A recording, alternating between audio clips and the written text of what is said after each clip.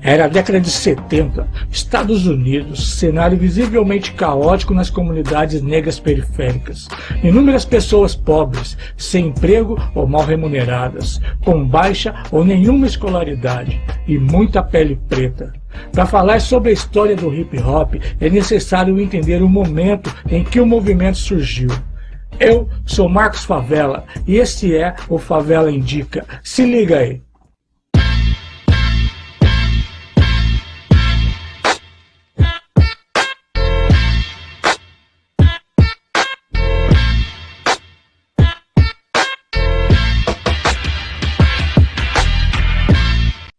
Lembrando que esse episódio do Favela Indica integra o Move Art, Mostra Virtual de Arte. A arte não esqueceu de você. Projeto esse realizado pela Secretaria de Cultura e Turismo de Mogi das Cruzes. Firmeza.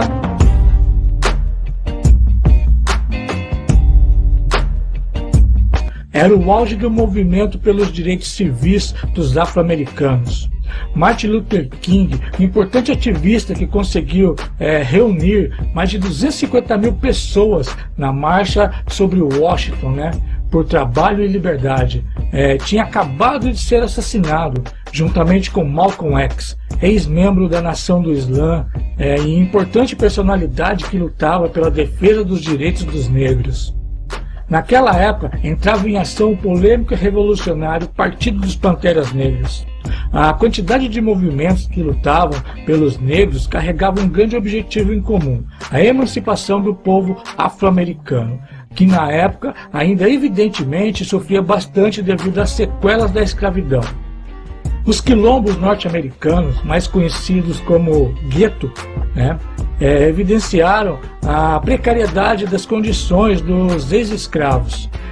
Somente em uma fácil e rápida observação era possível notar as ruas sujas e abandonadas, com pouco ou nenhum espaço de lazer, falta de locais para emprego, e uma polícia racista que praticamente agredia quase qualquer negro que encontrava pela frente.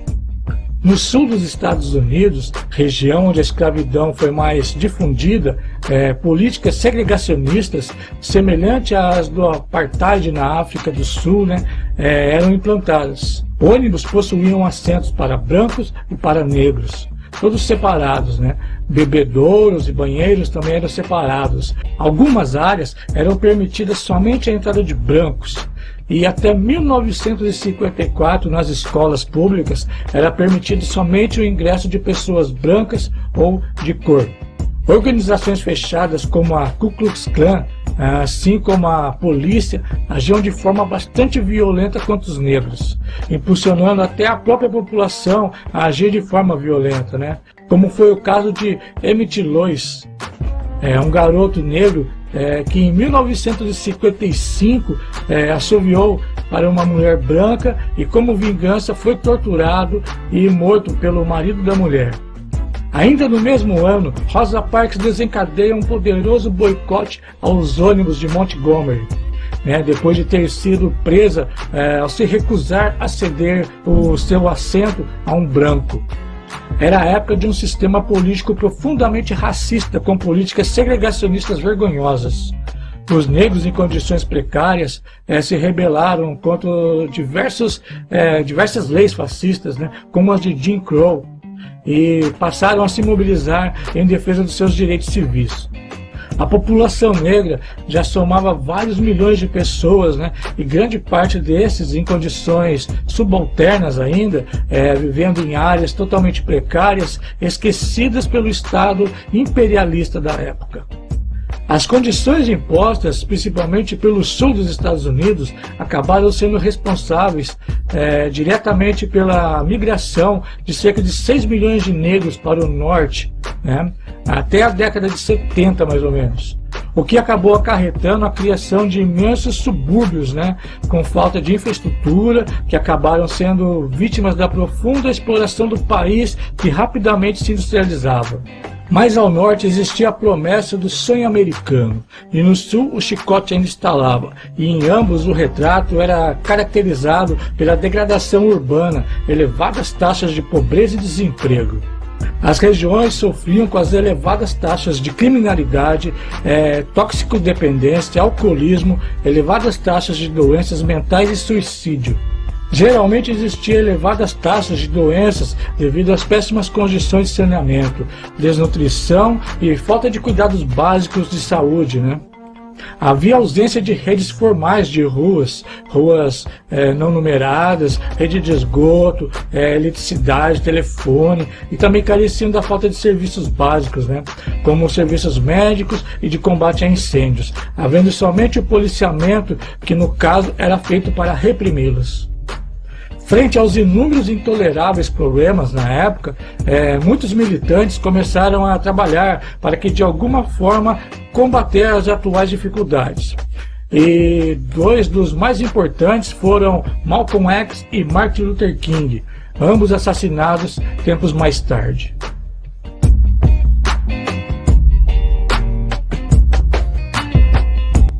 Com a morte de Martin Luther King, Malcolm X e a derrota dos Panteras Negras, né, e perseguição a qualquer outro militante ou grupo que se destacasse dentro do movimento negro, a comunidade afro-americana se viu quase que perdida.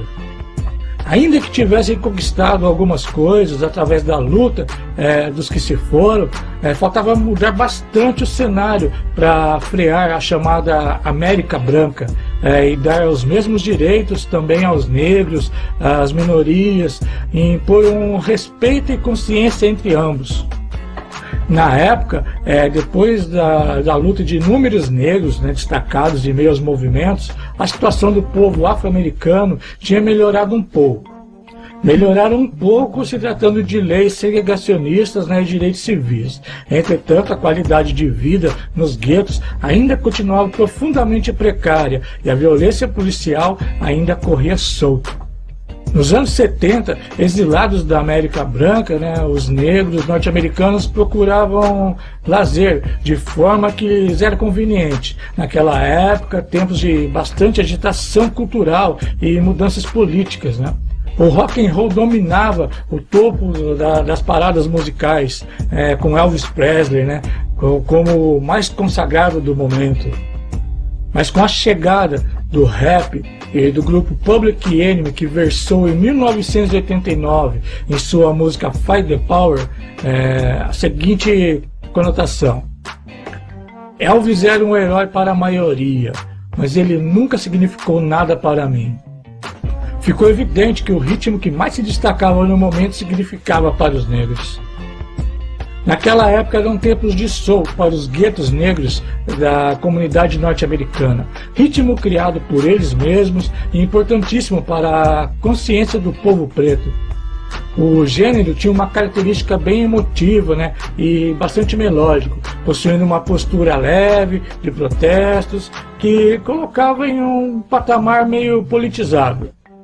Ainda na mesma época, devido à mistura do soul, jazz e rhythm and blues, nasceu o funk, né? Uma nova forma de música rítmica, dançante, que atingiu um grande sucesso. Repleto de vocais e coros, de acompanhamentos cativantes, o novo gênero musical energético explodiu mundialmente ao som de James Brown, que costumava gritar, desculpa o meu inglês ruim, Saying loud, I'm black and proud.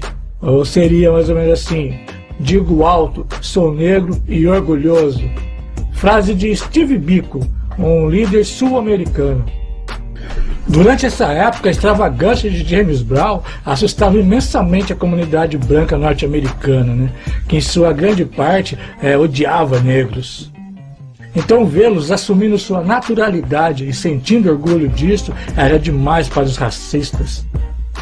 Ainda nessa década, emergiu um movimento que pegaria a comunidade branca de surpresa, o movimento Black Power, que enfatizava o orgulho racial negro e que era bastante discriminado, né? E também lutava pela criação de instituições culturais e políticas negras para cultivar e promover interesses coletivos, né? Incentivar a autonomia do povo preto.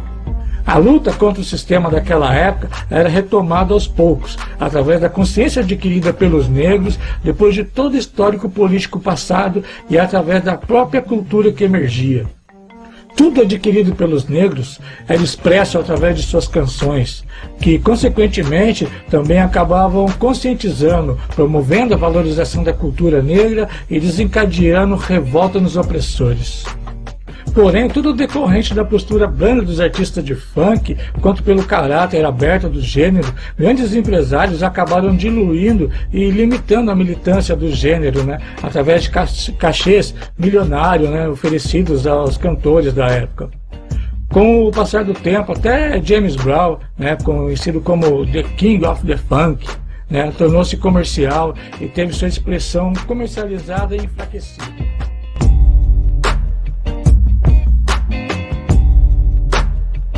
Com a perda do funk para o mundo comercial e a decadência do soul, a militância negra que retomava através da música ficou extremamente comprometida.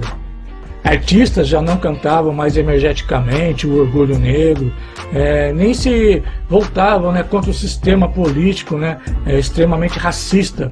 Ao invés disso, seguiam o que os contratos milionários das indústrias ditavam. As comunidades negras da década de 70 ainda enfrentavam diversos problemas de ordem social, como pobreza, violência, racismo, tráfico de drogas, carência de infraestrutura, de educação, entre outros. E não havendo muitas opções de lazer, começaram a organizar festas de rua com equipamentos sonoros. Foi onde o DJ conhecido como Kool Herc introduziu o toasting, uma forma de cantar rimas bem feitas em cima de instrumentais, das quais continham diversos teores políticos, festivos e até sexual. Normalmente, em sua maioria, eram rimas bastante inteligentes e politizadas, e começaram a fazer grande sucesso, fazendo com que DJs como Afrika Bambaataa, Kool Herc, Grandmaster Flash, Grand Wizard Theodore, Mixer DX, Hollywood e Pat Jones organizarem festas, onde essas manifestações viessem a ter mais espaços ainda. Os encontros passaram a ser conhecidos como Black Parties, e ganhavam cada vez mais popularidade, servindo de entretenimento para a comunidade negra que era privada de outros tipos de lazeres.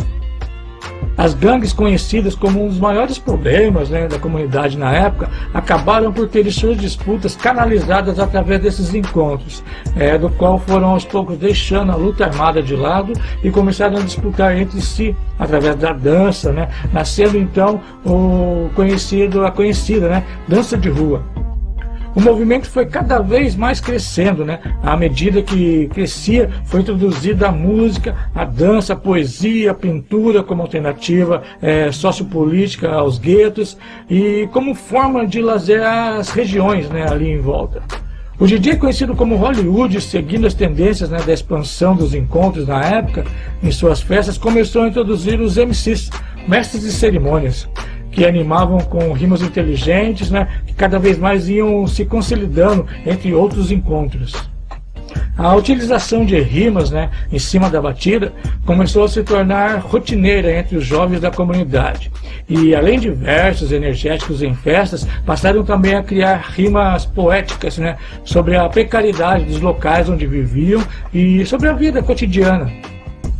O movimento cada vez mais crescia e também na década de 70 uma revolução artística foi consolidada. Uma misteriosa assinatura com a tag de TAC 183 se espalhava pela cidade de Nova York. A atenção voltada era tão grande que o jornal New York Times noticiou que o que estava vendo, tornando-se então mais conhecida ainda.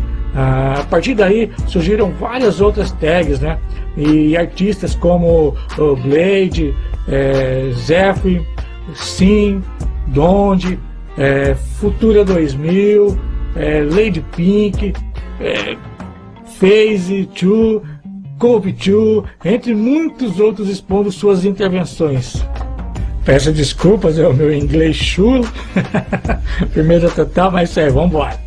À medida que o movimento se desenvolvia, a dança de rua, que era comandada musicalmente pelos DJs, né, atraía milhares de jovens, muitos ainda integrantes de gangues, né, mas que acabavam pacificamente resolvendo todas as suas divergências, diferenças através das competições de dança, que envolviam variados estilos, né, como breaking, popping, rock, entre outros.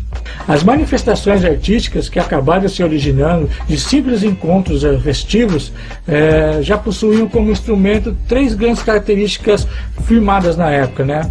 Que era a música versada poeticamente, a arte em paredes e muros, né? E a dança de rua. Essas plataformas arrebatavam multidões nos guetos, né? Se tornando uma verdadeira tendência e identidade cultural. Devido ao crescimento e solidificação, Afrika Bambaataa, um dos percussores dos encontros, após perceber, né, que todos esses elementos eram muito próximos e dialogavam bastante entre si, acabou por dar um nome ao movimento cultural, né, que seria conhecido como hip hop. E que teria como pilares o rap, rhythm and poetry, né, ou rhythm e poesia, né, que quando traduzido é a música versada, né, poeticamente. A dança de rua, que incluía diversos estilos do break, pop, rock. O grafite, né, que seria as artes, né, nas paredes, nos muros. E o DJing, né, o disc jockey, o DJ, que seria o responsável pelas batidas, os squats e as músicas para dançar. Acabava de nascer sob o nome de hip hop, um movimento de resistência através da cultura como ação política e social. Depois da criação do nome do movimento, elaboração dos 4 elementos e da junção deles através do DJ Afrika Bambaataa, o hip hop se espalhou rapidamente pelas periferias norte-americanas como um vírus. O movimento se tornou uma verdadeira identidade para as comunidades periféricas. Em 73 foi criada a primeira organização totalmente voltada para o hip hop, com o nome de Zulu Nation.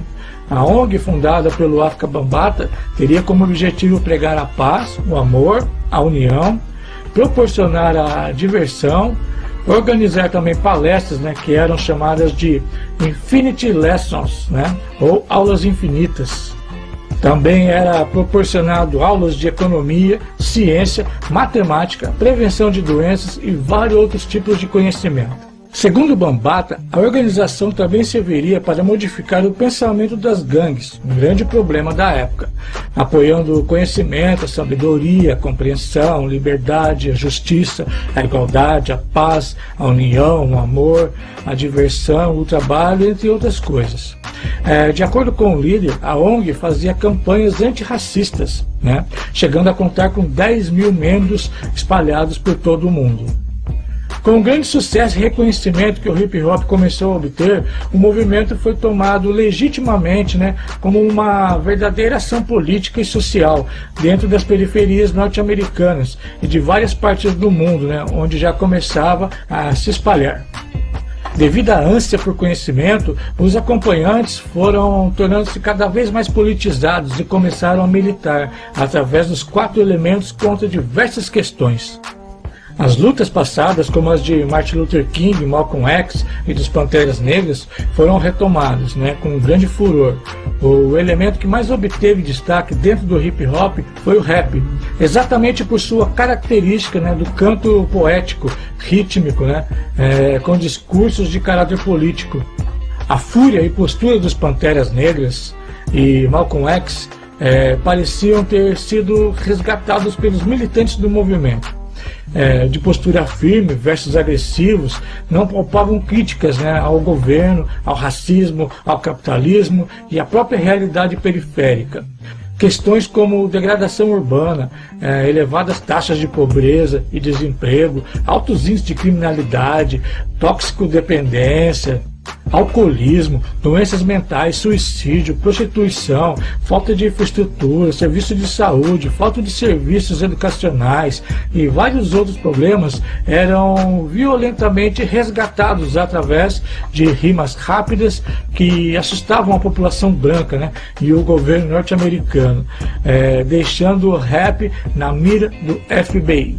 O movimento acabou se tornando uma identidade periférica e criando um verdadeiro compromisso social com os habitantes das comunidades, que eram integradas em sua maioria por negros, pobres, descendentes de escravos, latinos e uma pequena minoria branca precarizada. Todos, através dos 4 elementos, passaram a lutar juntos, pela emancipação da periferia e pelos direitos civis dos negros, latinos e outras minorias. Culturalmente, agindo na mesma linha que grandes líderes negros assassinados tinham agido antigamente. Diferentemente do funk, o rap e todo o hip hop tinha nascido decidido a lutar, principalmente pelos negros e pela periferia, ficando longe de se tornar um movimento comercial, e assim como o funk ter sua luta comprada. A própria postura dos artistas de rap dificultava o diálogo com autoridades, como polícia e alguns políticos, e com a própria mídia também. O que acabava por se tornarem alvos preferidos dos diversos ataques e críticas. A maioria de suas ações eram voltadas às comunidades onde reconheciam como sendo seus povos precarizados e necessitados de ajuda, e como dívida ao hip hop, que normalmente diziam que os tinham salvado a vida. Diziam fazer o mesmo para promover ações de caráter social, para salvar mais jovens. Vários artistas, com o dinheiro arrecadado de suas apresentações, acabavam por investir em projetos nas periferias. A história do movimento hip hop se compara a qualquer outro movimento cultural, surgindo nas periferias durante a década de 70 nos Estados Unidos e nos anos seguintes em outros países. É diferente de qualquer outro fenômeno ocorrido ao redor do mundo, principalmente pelo objetivo. O movimento hip hop é diferente de outros, Nasceu com um compromisso, e este compromisso mais do que claramente deixava exposta a ideia primordial da atividade cultural como ação sociopolítica, em regiões onde o único órgão representativo do Estado era a polícia. Lugares onde a subalternidade era presenciada em todos os setores sociais, e seus residentes tinham que conviver com isso. O hip hop surgiu quando artistas que inicialmente militavam pelo movimento negro já não mais possuíam qualquer postura firme, pois já tinham sido cooptados pela grande indústria. O movimento surgiu quando os próprios moradores se matavam através de conflitos entre a própria comunidade, motivadas por desavenças de gangues. Ele surgiu e conseguiu tornar branda as guerras entre gangues. O hip hop surgiu quando a comunidade, formada por negros, pobres, latinos, imigrantes, brancos precarizados e outras minorias, mal possuíam uma quadra de esporte como ambiente de lazer.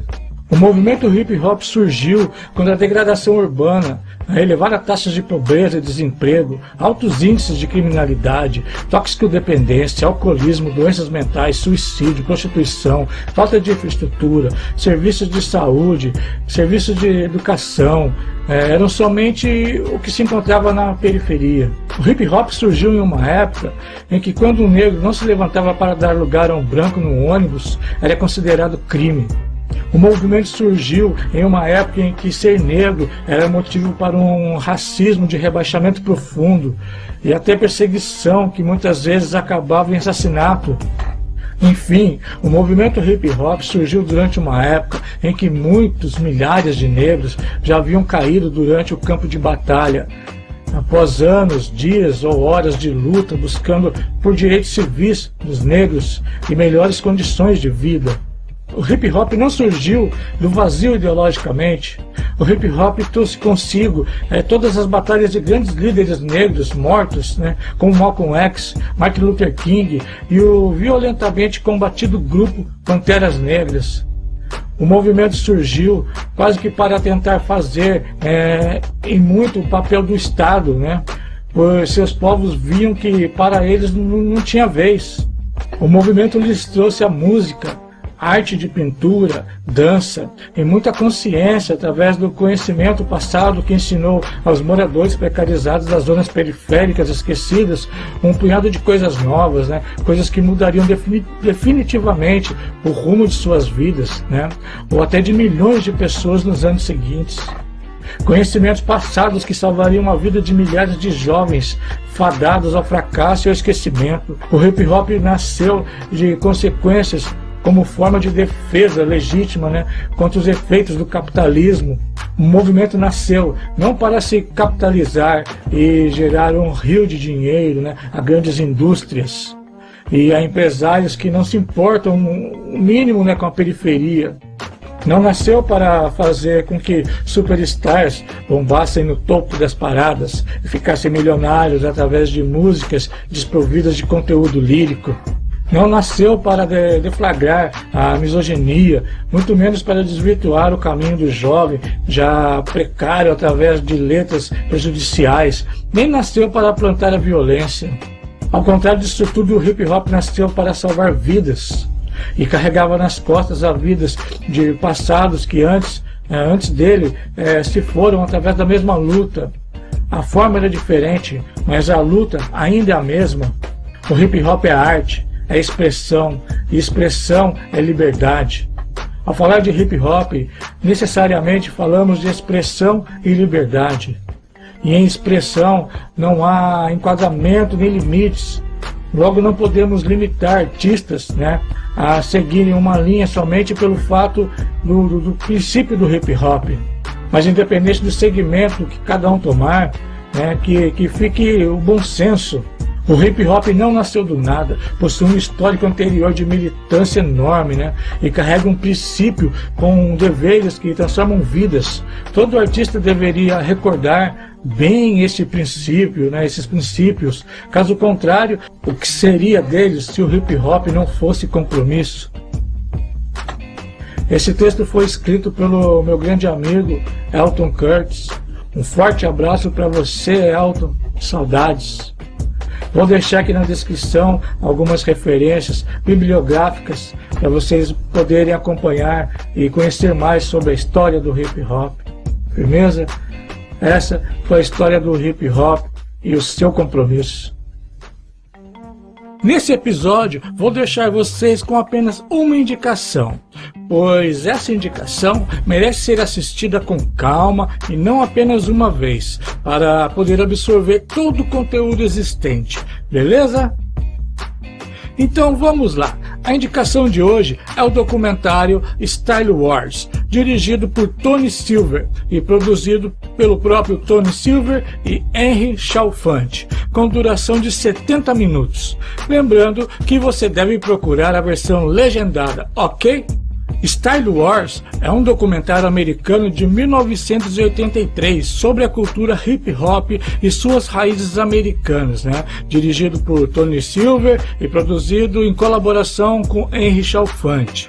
O filme tem ênfase no grafite, embora b-boy e rap sejam abordados em menor grau no filme. O filme foi transmitido originalmente na televisão PBS em 18 de janeiro de 1984. O filme foi transmitido originalmente pela televisão PBS em 18 de janeiro de 1984 e posteriormente foi exibido em vários festivais de cinema, com muitos elogios, né, incluído o Vancouver Film Festival, né. Também ganhou o prêmio do Grande Júri, documentário no Festival de Cinema de Sundance. O documentário captura e inclui muitos momentos históricos da cultura hip hop durante seus primeiros dias na década de 1970 em diante até o início da década de 1980, beleza? O documentário também mostra jovens artistas, né, lutando para se expressar através de suas artes, né, e seus pontos de vista, né, sobre o tema do grafite, bem como as vistas do então prefeito de Nova York, Ed Koch. Enquanto Style Wars promoveu a ideia de que o grafite é uma forma de expressão criativa, né, nem todas as pessoas do filme mantinham a mesma crença. No decorrer do filme, é possível notar, né, as maneiras pelas quais as instituições, né, como o governo e a polícia, tentaram arduamente impedir o grafite na cidade de Nova York. Por exemplo, a cidade gastou uma grande quantia em publicidade negativa, né, do metrô, né, que retratava o grafite como crime. Além disso, o prefeito, que na época era o Ed Koch, insistiu na construção de cercas, né, com a intenção de bloquear as entradas dos metrôs, onde os grafiteiros criariam seus trabalhos. Além disso, também, ele colocou cães de guarda da polícia nessas áreas para espantar aqueles que tentassem entrar ali, né? Tanto o Koch quanto o Departamento de Polícia de Nova York se uniram, né, para tentar convencer jovens da cidade de que grafite era vandalismo, né, e que, se participassem, arruinariam seu futuro. Outra perspectiva sobre o grafite mostrada neste filme é a de artistas conhecidos, né? Muitos deles afirmam que a razão pela qual esses adolescentes pintam com sprays os murais nas laterais dos edifícios é porque não tem outro lugar para fazê-lo, né? Não porque querem violar intencionalmente a lei. Além disso, esses indivíduos veem potencial para aqueles que estão envolvidos, né, na cultura além das ruas. Da mesma forma, eles apreciam a arte, simultaneamente discordam exatamente como fazem, né? Isso, de certa forma, se torna intermediários nesse documentário. Beleza? Então essa foi a minha indicação de hoje. Style Wars.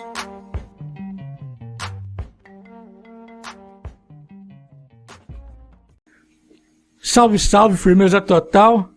Espero que sim. Bom, hoje eu vou mandar um som só, tá? Porque eu acho que esse som já acaba contemplando tudo que foi passado hoje no programa, né? Tudo que foi dito, foi mostrado e pá. Inclusive até vim a caráter hoje, ao melhor estilo dos anos 80. Firmeza total. E é isso. E o nome desse som aí é O Que Seria do Hip Hop. Aê, o que seria do hip hop? O que seria se não fosse as gangues? O que seria se não houvesse bang bang? O que seria se não houvesse preconceito? O que seria se não fosse o seu talento? O que seria se não fosse movimento? O que seria sem os 4 elementos? O que seria se não houvesse Chuck D, Sabota, Tupac ou Eazy-E? O que seria sem Taíde DJ1, sem King Nino Brau ou a Nação Zulu? O que seria sem Nelson Triunfo, Racionais, Backspin? Seria mal sem Jabaquara Bex, meu fãzinho e a Real? Vixe, meu fãzinho e a Real. O que seria se não houvesse a pobreza? O que seria sem a ponta da caneta? O que seria se não fosse a Jamaica? O que seria se não fosse Bambata? O que seria se não fosse Bambata? Não seria nada. O que seria sem as rodas na calçada? O que seria sem squat nas quadradas? O que seria se não fosse aquele baile? Sem Carrest, One dizendo stop the violence. Se não fosse aquele som que quando toca arrepia de emoção. O que seria sem Miguel ou sem B-Boy? Só de pensar, meu coração já dói. O que seria se não fosse o moinho, o giro de cabeça ou um freeze com estilo? O que seria sem as tag with style? O que seria sem as rimas no mic? O que seria se não fosse o MC que se expressa, vai preso sem saber se vai sair? O que seria se eu não estivesse aqui? O que seria sem ninguém para aplaudir? Mas aí, desconsidere tudo isso que eu disse aqui por um motivo bem simples e nobre. O que seria de nós sem o hip hop?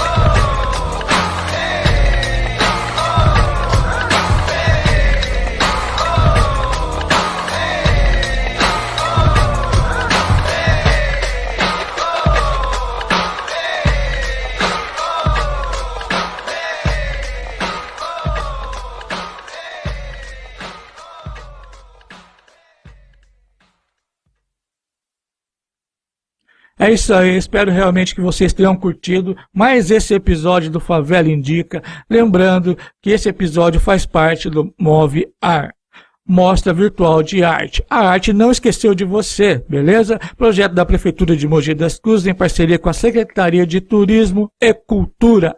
Firmeza total? É isso aí. Eu sou o Marcos Favela e esse foi o Favela Indica.